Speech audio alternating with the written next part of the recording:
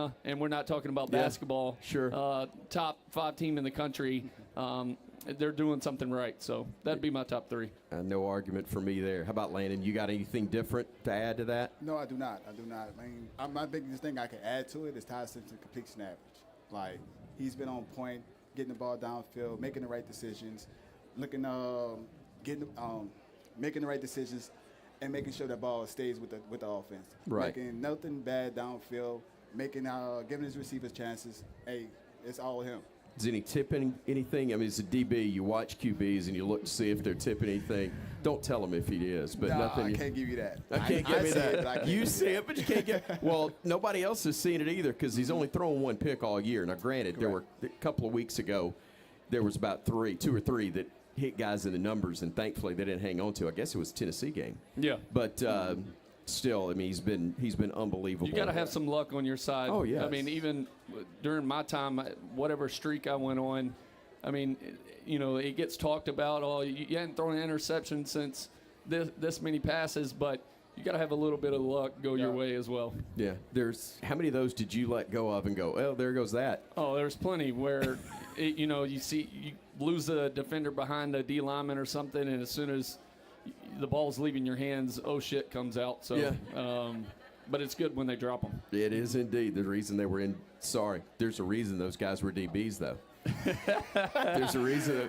He was good. I second that. He was really good. I dropped a few that I should have caught. But you had one against Tennessee. I was talking to him before. Yep. I was going to have to interview Coach Saban coming off the field at halftime against a game in Tennessee during the great run we had over him.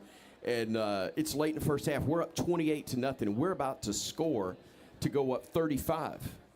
And we fumble the football inside the 5-yard line. Mm-hmm.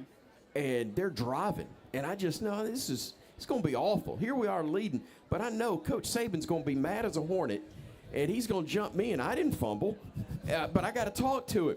And, man, Landon steps in front, picks it off. You took it to the house, didn't you? Wasn't that here? Took it to the house, here. Yeah, it was here? Yeah, absolutely. Took it to the house. Yeah.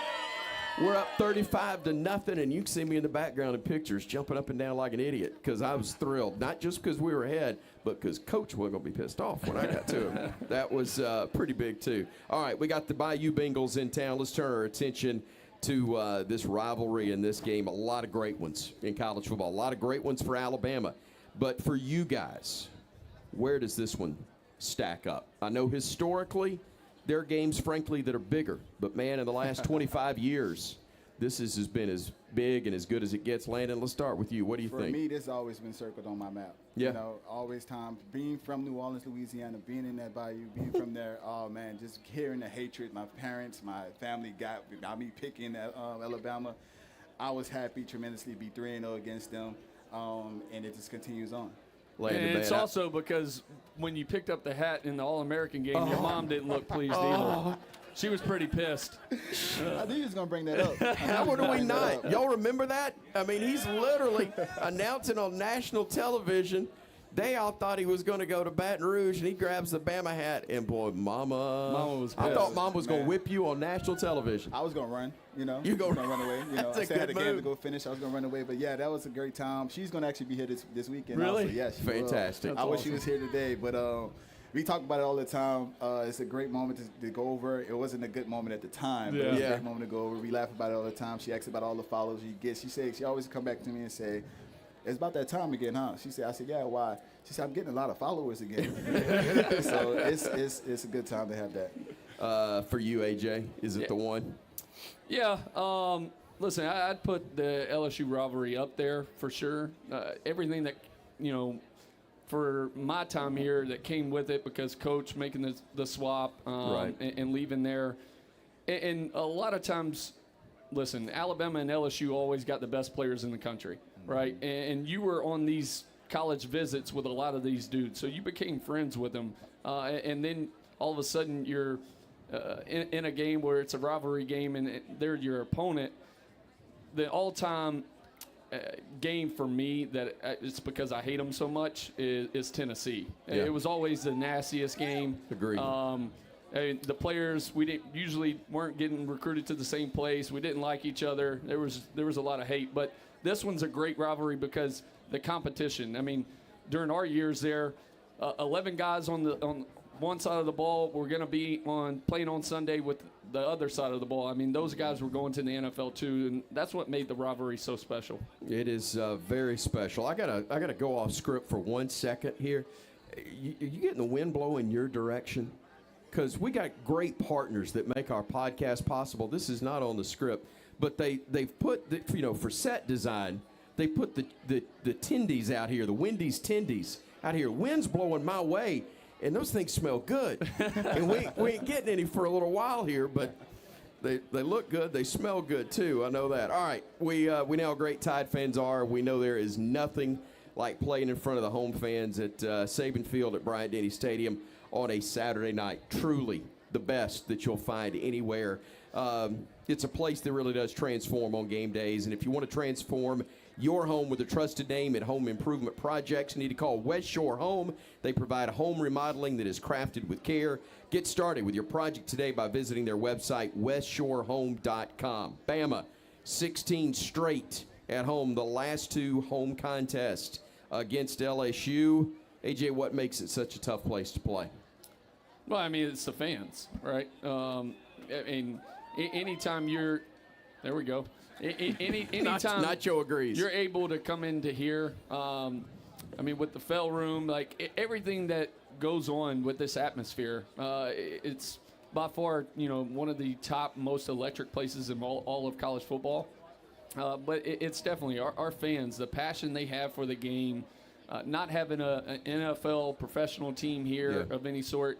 Like, people eat, breathe, and sleep Alabama football, and I've always said this, like, people talk about the pressure playing here and the mental anxiety it gives you. Like, screw that. It's what makes this place so special. Right. It is the fact that there is so much pressure on you, and people want you to be successful, and they expect a national championship because pressure makes diamonds.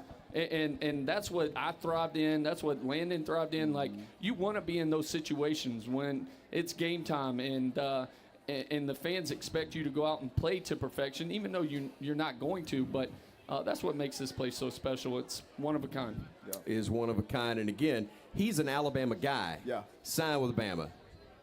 We got you out. Yes. Thankfully. We got you, for you and for us. They had me a long time ago. We had you a long time ago. But we got you out. So for you, what does make Bryant-Denny such a tough place? So I know AJ's on the offensive side, right? And he has to quiet the crowd down and has to, make the play calls, talk to his offense. When we on the defensive side and you hear the atmosphere just erupt as we are kicking LSU's ass up and down the field. Right. And just roar, and you can barely hear anything on the field, and we got to make all these calls and signals and stuff like that, and to see the timid in their eyes when we're watching them and seeing that the crowd is helping us turn this thing up, that's just the reason why. It's just Alabama fans, no doubt. Playing days, best atmosphere that you played in at Alabama?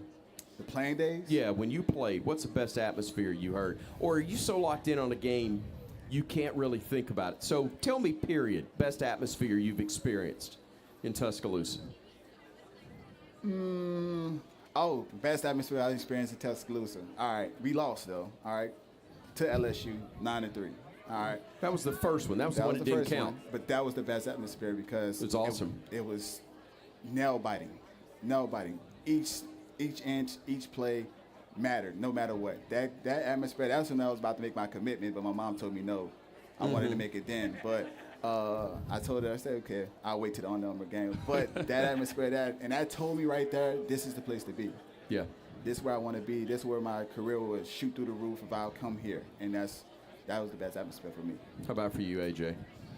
Yeah, I mean, for me, listen, like Landon said, it was hard for me to pay attention. And good thing playing at home for us on the offensive side is we are actually quiet, and I get to talk and not just hand signal everything. But game of the century was all, a great atmosphere. I mean, there was plenty, a ton of Tennessee. Hell, my junior year, we beat Auburn's ass 49-0 or whatever it was. That was a great atmosphere. And Gene Chiswick's last game to coach. So, right. But I mean, there's so many, but on the offensive side, usually we're quiet, and then when we get over to the sideline, it's hard for me to pay attention to the crowd. I'm usually, so locked in on what we need. All right, Bama's 10-point favorite in the first game since Brian Kelly was fired. What are your keys for tomorrow? Well, and the biggest thing is we got to start fast. Like anytime a organization, I don't know if Landon's been a part of it, but anytime I've been a part of a firing of a head coach, listen, that new guy that steps in, the interim, can either bring a unlimited amount of juice to the team, and the teams want to play for this guy, and you got some new trickery on offense, defense. There's things you're going to see that you haven't seen from this team all year. But the key is to start fast. If you don't start fast and you allow these teams to stay in it, you're going to be in a dogfight late in the game. It's the same mindset for me going into this week as it was for the South Carolina game. I mean, we talked about it, and I told you, listen, we got to start fast because playing there and playing with that atmosphere, it's just one of those games. If you allow them to stick around, it's going to be a dogfight in the end. And that's what my biggest key is for, going into tomorrow's game. How about for you, Landon? Same thing. Coming in with some tenacity. Coming in to set the ground rules right in off the gate, off the start. Making sure they know whose town this is. That's the biggest thing. Playing sound football. Playing all 4 phases. All right. That's doing that. Playing everything. Doing what you're supposed to do. Playing to your keys, and just doing your job. Scott Cochran used to say it best. Lock the gates, 60 minutes. Yes, sir. So they're here. Let's go. Yeah, they are indeed. Let's wrap up this segment with our winning combo for tomorrow's game. It's brought to you by Wendy's and Diet Dr. Pepper. No Tendies combo meal is complete without a Diet Dr. Pepper. Order now in the Wendy's app. All right, what's your winning combo for the Tide tomorrow? Maybe Ty Simpson, Jeremy Bernard, because they've been huge. Yep. I'll let you make the choices, and we'll throw in some other stuff. Yeah, it's got to be those two. I think Jeremy Bernard is your MVP of the offense this year, from being able to run routes, catch passes, in traffic, make plays outside, inside, whatever spot he's in. And then they also stick him in the backfield, too. Yeah. I mean, we haven't had much of a run game this year, and there's been some struggles there. But when he's lined up in the backfield, we've had some explosive run plays. He's by far, I think, the MVP. That's not taking anything away from Ty, but when you've needed a play to happen, Jeremy's been there. And then, of course, Todd. Listen, they got to be on the same page. They got to play well together.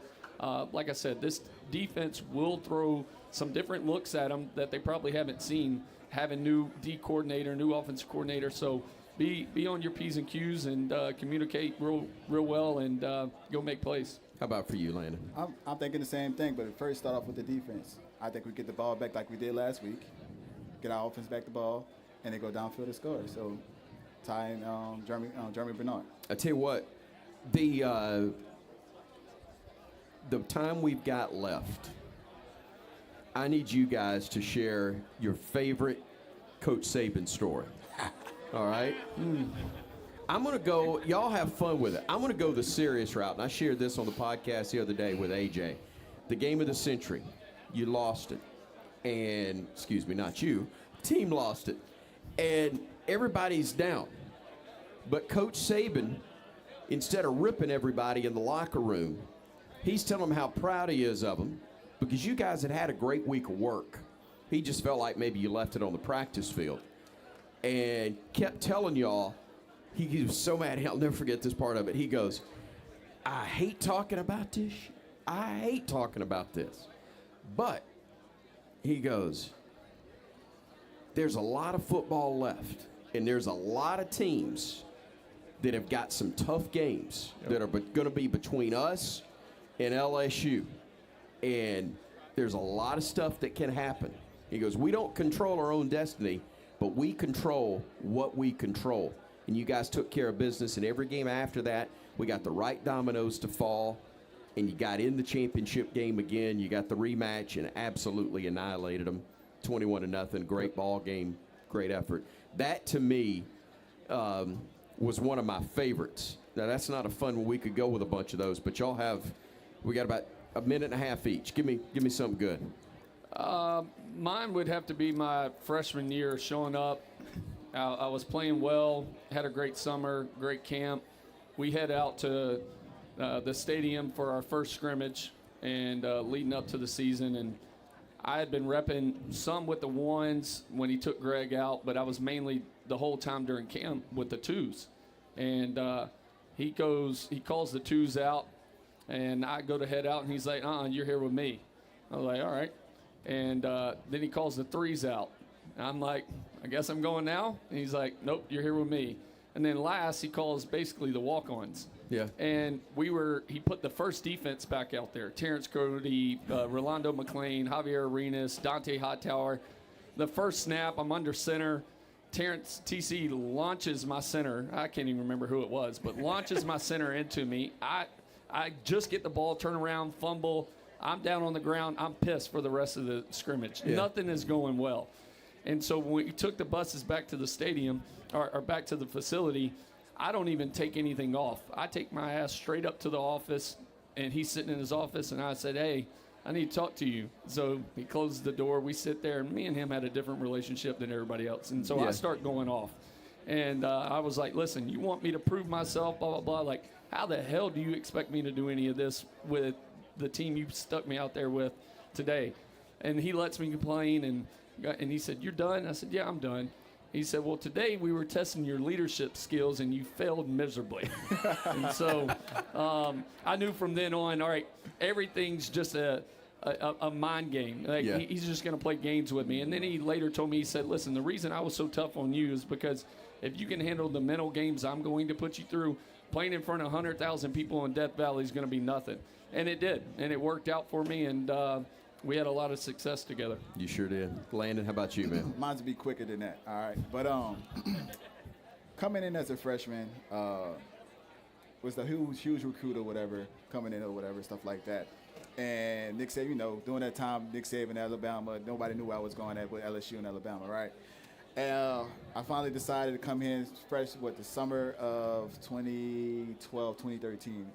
And I walk into the meeting room, the defensive meeting room, Coach Saban with his legs crossed, with his cup, and looks at me like he just saw a ghost, right? He said, "Sits up, I can't wait to whip in your ass." Just because it's just been that long process of me not being able to decide and making him wait that long term. So yeah, he was ready to whip into me that day. Dang, Coach, I got Mama ready to whip me, and now you're ready to whip me. Correct.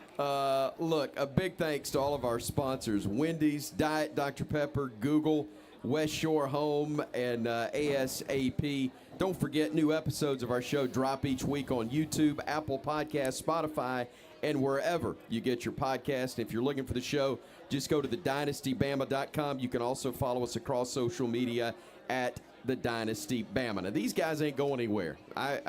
I got a little soiree to go to, but don't go anywhere. AJ and Landon going to be right back to do some Q&A with all of you. It's a chance for y'all to interact with these guys. Appreciate so much not only what you do for us with the podcast, but also what you do for the Crimson Tide. We love you. We appreciate you. Roll Tide, everybody.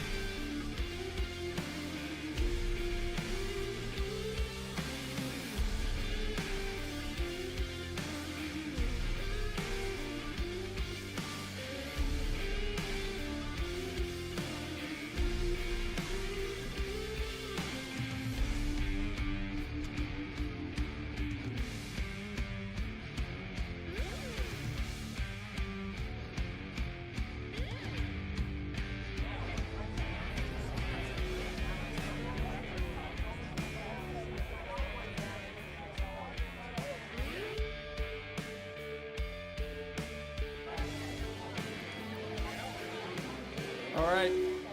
Welcome back to the live show of the Dynasty. Big shout out to Two Dons. Appreciate everybody coming out tonight.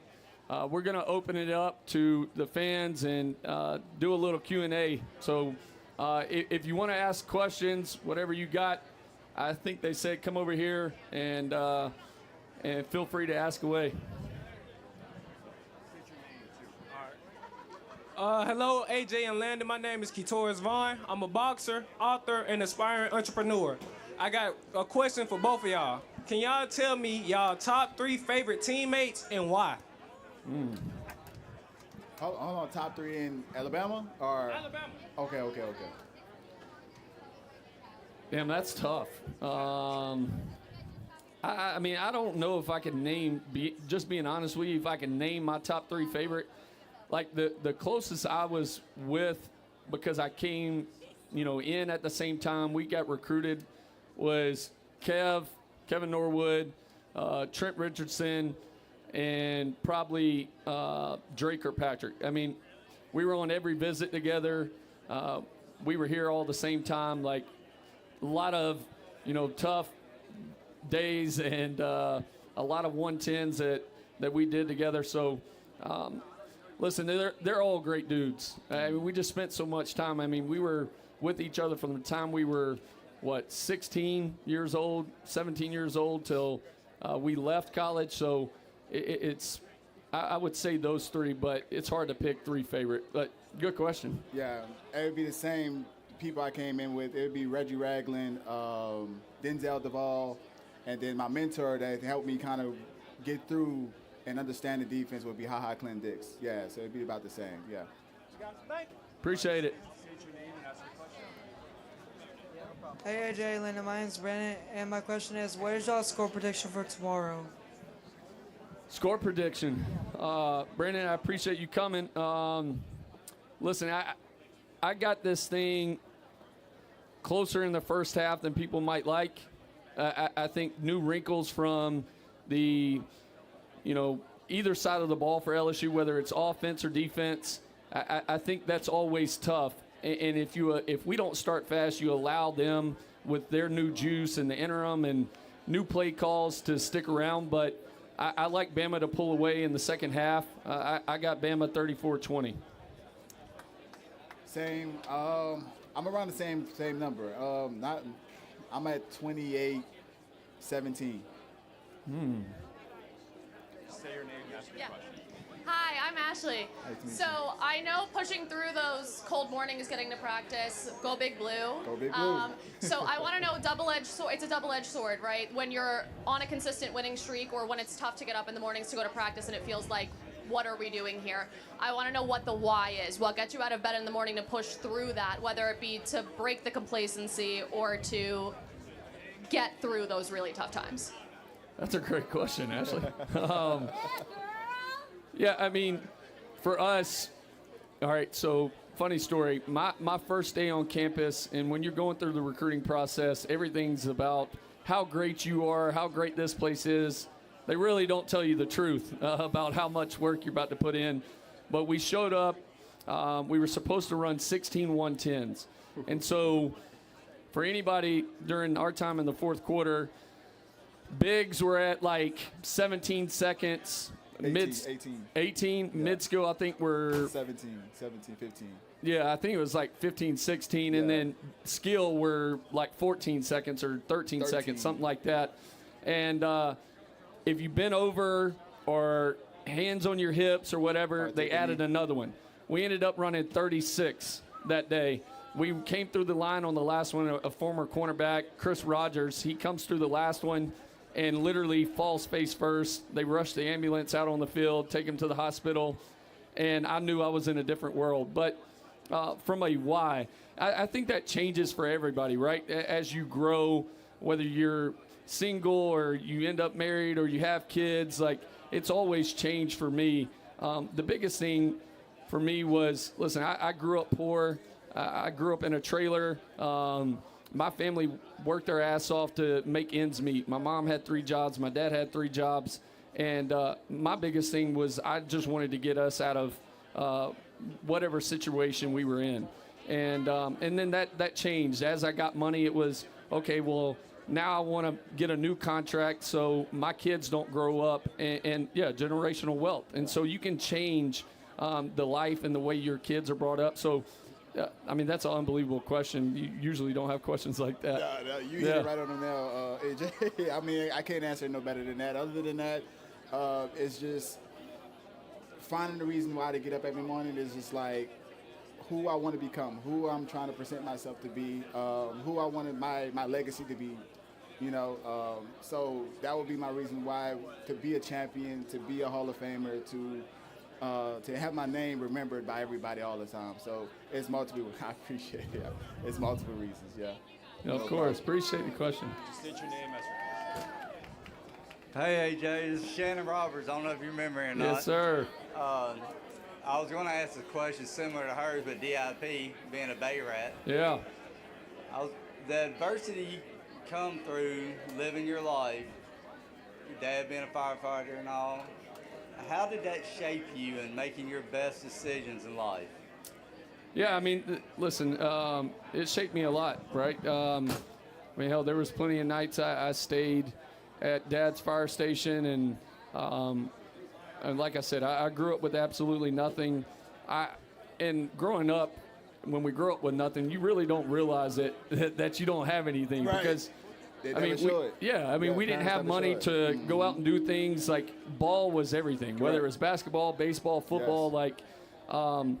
And I think when you realize that and you have an opportunity that God's given you to change that about your family, like, you take advantage of that opportunity. And I know that's, for me, it helped shape who I am today. And listen, my kids grew up completely different from the way I grew up, but it's still teaching them the right way to do things, to go about their business, and having work ethic, no matter if they do grow up in a house that looks different than my trailer. But, yeah, that's a great question. Yeah. Appreciate it. Hi, my name is Sam. You guys talked earlier about, like, the college football playoff, having a week off and things like that. What good does that bring Alabama this week, having last week off?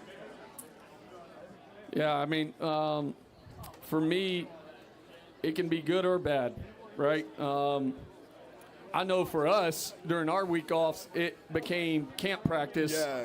And it was ones versus ones. You were in full pads 2-3 days out of the week. It was harder during bye weeks for us during practice time. I think rules and regulations and everything, and maybe the atmosphere is a little different here now than when Coach Saban was running it, but it can be good. You make it what you want. Correct. So either you don't treat it like it's a week off, it's a week to, hone in on the details and the little things that make you successful, and then you take that same mindset out to the practice field, because the little things add up, and that's what ends up getting you beat. So, yeah, the bye week can be, good for you, or it can be bad. It's always good from a situation of allowing guys to get healthy and get some guys back from injuries. But from a practice standpoint, it could go either way for you. Yeah, same ways. I mean, I can speak defensively. It was tougher on us because we had to hone in on multiple different things, and we was going over probably different teams during that time. We probably was going over at that time Vanderbilt, also LSU. We had an LSU game or Ole Miss at the same time within that week. So we gone over 3 different teams throughout that week. So attention to detail was major for us, and so it's just very, very detail-minded. Yeah, appreciate it. Hey guys, Nacho Alabama Yes, here, sir. and I want to know how much influence, how much extra oomph does it give you when the crowd is fired up and super loud and screaming their lungs out on 3rd and 4th downs? Do we influence the play on the field? That's my big thing. I want to be part of the experience and to influence that game. Oh yeah, listen, 100%. Like, from a quarterback standpoint, when I'm playing at home, I don't want to hear anything. I want to be able to communicate and talk to whoever I need to when you're on offense. Defensive side, it's always great because, it's tough. A great game to kind of put perspective on the offensive side was we were playing Florida in 2011. They had John Brantley. I think they were ranked like 6th or 8th in the country. They were undefeated. We were undefeated. And it was my first real true SEC road test as a first-year starter. And they false start on the first play. We kicked off to them. They false start. They don't even huddle back up. They line up and throw an 85-yard touchdown on the first play of the game. There's beach balls, pooled noodles, I mean, everything just going around all in the crowd. And we go out for the first play, and I remember my helmet literally shaking side to side. And I got the signal in for the second play, and I remember looking at Barrett and probably Fluker on my left side and everybody else, and I was screaming the play, and I could see guys mouthing back, "What? What?" And I was like, "Oh, shit, we're in trouble."